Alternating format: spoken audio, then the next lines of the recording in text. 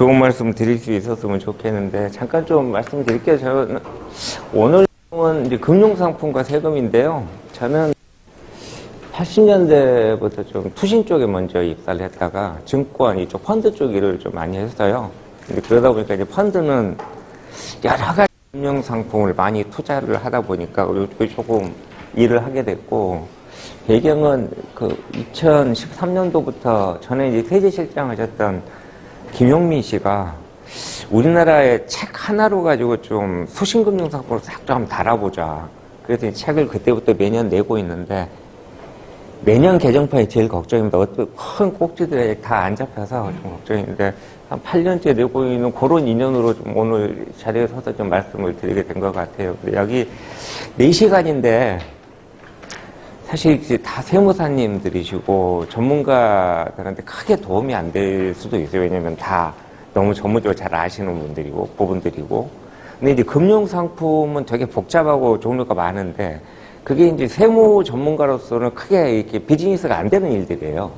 이제 뭐, 이제까지는 우리나라는 금융소득에 대해서 원점에서 굉장히 발달이 돼 있고, 그러니까 세무적인 이슈가 별로 없었는데, 내년에 시작하게 되는 금융투자소득세, 이 부분이 굉장히 이제 많은 일거리가 생길 수도 있는데, 그게 또 될지 안 될지 지금 12월 다 돼 가는데 아직도 지금 왔다 갔다 하고 있거든요. 그게 그 부분 좀 말씀을 드리고, 금융상품 쪽에서는 채권 이런 것들, 지금 이제 시장금리가 너무 많이 변동이 되고 있기 때문에 이게 이제 세무적으로 어떤 영향을 줄 건지.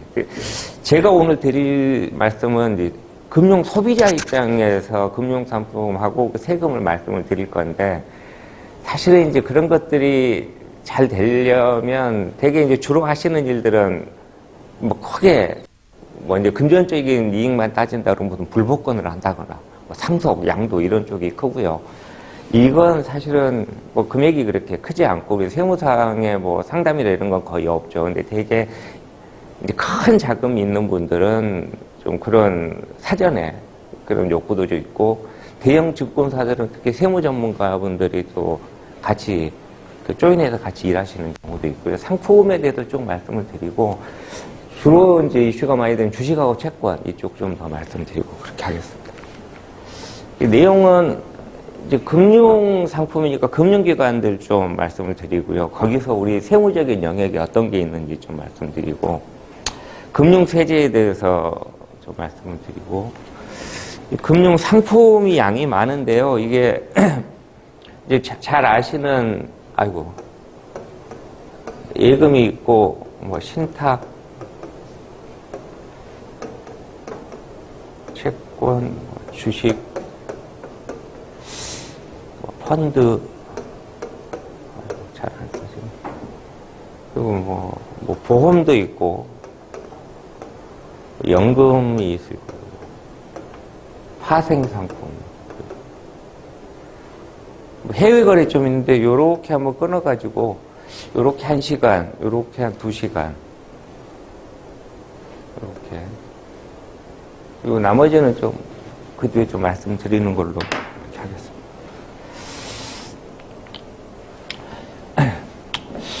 여기 밑에 좀 더 있습니다. 공적금융교양이 좀 더 있는데, 이게 책자에 나와 있는 내용이고요.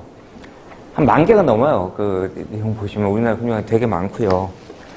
근데 이제 금융업이 일반 법인하고 많이 다른 게 부가세 되게 면제법인이라는 거 하고, 교육세 부과 대상이 된다는 거. 근데 이제 사실 이야기는 별로 안 할 거예요. 주로 이야기할 건데, 이 중에서 이제 생산자 입장에서는 회사가 이렇게 있으면, 금융회사가 있으면,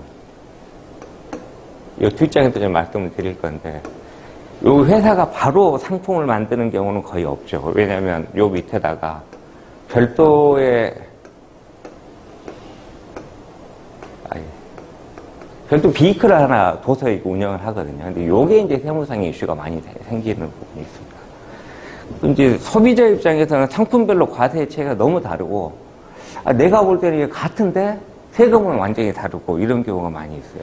요 부분을 항목별로 좀 말씀을 드리도록 하겠습니다. 주로 하는 이제 오늘 말씀드릴 쪽은 이쪽은 거의 이제 예금이고 우리 금융 소비자하고 별로 관심이 없는 데고 주로 이제 이쪽이죠. 증권이나 뭐 집합투자 이게 이제 펀드 이게 말하는 거고요. 이건 이쪽은 보험이고 사실 이쪽도 사실 우리하고는 크게 관련이 없는 이제 아까 말씀드린 대로 이 금융기관이 금융상품을 만들면 크게 두 가지로 나뉩니다. 금융기관 내에서 만들어진 상품. 그러니까 예를 들면 증권사가 뒤에 말씀드린 ELS 이런 걸 만들겠다. 그러면 그건 내부 자기네 고유재산에서 팔아먹는 거고, 이제 외부에다 만드는 것들이 이제 되게 펀드가 있는데, 얘가 부동산에 투자하고 싶어 해요. 그러면 이제 부동산을 펀드가 바로 살 수도 있는데, 여기 SPC를 하나 만들거든요. 뭐 여러 가지 이유 때문에 만듭니다. 뭐 세무상의 이슈도 있고 규제 회피 차원도 있고. 그럼 얘가 이제 그 투자 대상물을 투자하게 되는데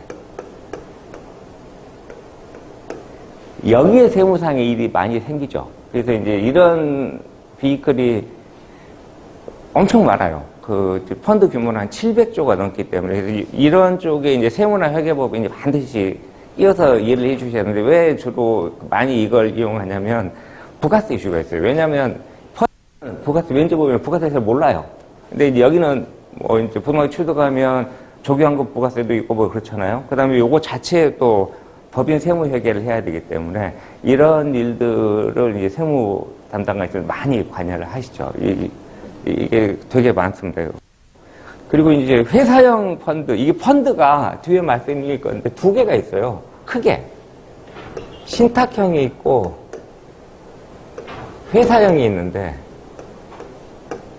회사형 같은 경우는 또 별도 세무회계체를 해야 되는데 좀 세무상으로 다른 이슈가 크게 두 가지인데 하나는 법인세 특례가 있어요. 이 회사형 펀드에 대해서는. 두 번째는 입금하고 송금 산입하는 방법이 다릅니다. 한 8가지, 시행령에서 8가지 정도 다른데, 이런 이슈들 때문에 세무 전문가들 좀 이런 쪽도 조금 관심을 가지시면 아주 복잡하지 않게 좀 비즈니스가 있을 수 있다. 뭐 있고요. 지금 이제 해외 투자 자산도 많이 있는데, 이제 그 부분도 좀 고민해야 되고. 근데 지금 요건 좀 필요가 되면 더 말씀을 드릴 건데, 실제 오늘 이야기는 이제 금융 소비자 관련된 내용들입니다. 상품별 과대제가 좀 다르고, 소비자 입장에서 같은데 좀 세금이 좀 다른 것도 있고, 전혀 몰랐던 세금이 나중에 날라오기도 하고, 또, 이제 금융소득 종합과세하고 연계되는 부분이 있고, 뒤에 말씀드릴 건데, 아마 지금 제 생각에는 안 될 것 같아요. 안 될 것 같은데, 금융투자소득에 적용에 따라 대비해야 될 부분도 있습니다.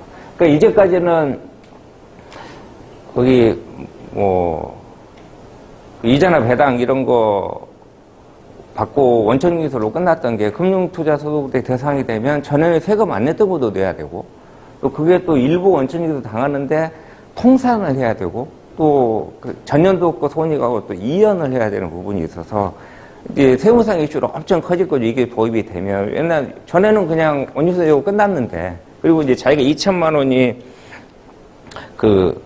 넘지 않으면 종합과세 대상도 아니었는데 이제는 모든 사람들이 금융 투자 상품을 이용하면 다 이제 세무상의 이슈에 노출이 되는 거거든요. 좀 말씀드리고요. 그래서 이제 그런 말씀을 드릴 건데 첫 번째로 이제 금융 상품 좀 말씀을 드리면 금융 상품 금융 상품은 뭐 자산의 증식이나 보전 또는 이제 금융생활, 그러니까 사회생활을 좀 유용하기 위해서 뭐 온라인 점검이라거나 또는 이런 것들을 위해서 쓰는 수단이죠. 되게 은행의 예치, 뭐 증권의 매입, 파생상품 이런 것들에 해당이 되는데 대단히 복잡합니다. 특히 파생 가면 되게 한 10분 하시면 좀 짜증 내시더라고요. 되게 복잡한데 일단 이해는 좀 하고 넘어갈 필요는 있겠죠. 금융상품 크게 두 가지로 나뉩니다. 이제 비금융 투자 상품하고 금융 투자 상품 이렇게 나뉘는데 비금융 투자 상품은 예금, 적금, 보험 같이 원금하고 원금이 보장되는 것들이고요. 비금융 상품 중에서 증권형은 원금 손실이 안 나. 그 원금까지만 손실이 나는 거죠. 그러니까 채권이나 주식 같은 거. 근데 원금을 초과해서 손실이 날 가능성이 있는 건 이제 금융투자상품 파생 상품을 부릅니다. 왜냐면 그 마진, 그 예치금 낸 거 이런 것들이 추가적인, 내가 100을 투자했는데 100 이상의 손실이 날 수 있는 것들이 이제 증권 파생 상품은 금융투자 상품입니다. 오늘은 요거 전부 다 좀 말씀을 드리고.